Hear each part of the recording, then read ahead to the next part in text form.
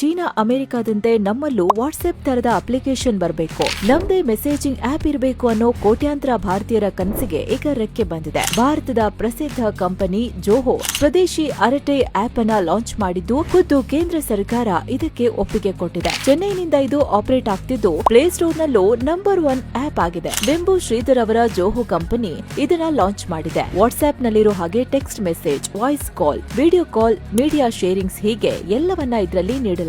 Modern messenger ಗಳಲ್ಲಿ ಏನೆಲ್ಲ features ಗಳು ಇವೆಯೋ ಎಲ್ಲವೂ ಈ ಅರೈಟೆನಲ್ಲೂ ಲಭ್ಯವಾಗಿದೆ. ಹಾಗೆ ಗ್ರೂಪ್ ಕಾಲ್, ಗ್ರೂಪ್ ಚಾಟ್ ಮಾಡೋಕು ಅವಕಾಶ ಇದೆ. ಜೊತೆಗೆ ಈ ಅರೈಟೆಯನ್ನ ಬೇರೆ ಬೇರೆ ಡಿವೈಸ್ ಗಳಿಗೂ ಕನೆಕ್ಟ್ ಮಾಡಬಹುದು ಅಂತ ಜೋಹೋ ತಿಳಿಸಿದೆ. ಡೆಸ್ಕ್ಟಾಪ್, ಆಂಡ್ರಾಯ್ಡ್ ಟಿವಿ ಎಲ್ಲದಕ್ಕೂ ಕನೆಕ್ಟ್ ಮಾಡಬಹುದು. ವಾಟ್ಸ್ಆಪ್ ನಲ್ಲಿ ಮಾಡದಂತೆ ಫೋಟೋ, ವಿಡಿಯೋ ಎಲ್ಲವನ್ನ ಅಪ್ಲೋಡ್ ಮಾಡಬಹುದು, ಸ್ಟೋರಿ ಹಾಕಬಹುದು, ತಮ್ಮದೇ ಹೊಸ ಚಾನೆಲ್ ಗಳನ್ನ ಕ್ರಿಯೇಟ್ ಮಾಡಬಹುದು. ಕೊನೆಗೆ ಈ ಆಪ್ ಬೇಡ ಅಂದ್ರೆ ಈಸಿಯಾಗಿ ಡಿಲೀಟ್ ಮಾಡೋಕು ಕೂಡ ಅವಕಾಶ ಇದೆ ಅಂತ ಕಂಪನಿ ಹೇಳಿದೆ. ಸದ್ಯ ಅರಟೆ ಗೂಗಲ್ ಪ್ಲೇ, ಆಪಲ್ ಸ್ಟೋರ್ ಎರಡೂ ಕಡೆ ಲಭ್ಯವಿದ್ದು ಫ್ರೀ ಆಗಿ ಡೌನ್ಲೋಡ್ ಮಾಡಬಹುದಾಗಿದೆ. ಇದರ ಫುಲ್ ವಿಡಿಯೋಗಾಗಿ ಮಸ್ತ್ ಮಗ ಯೂಟ್ಯೂಬ್ ಚಾನೆಲ್ ಚೆಕ್ ಮಾಡಿ.